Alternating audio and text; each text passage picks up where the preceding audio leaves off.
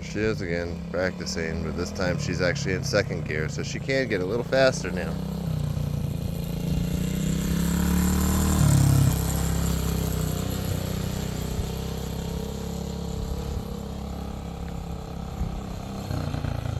I'm not walking that fast.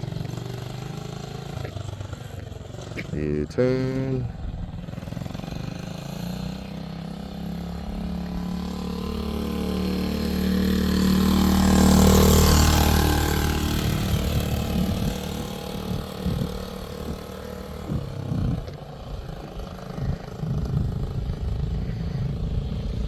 Do a U-turn in the fucking cul-de-sac back there and up here.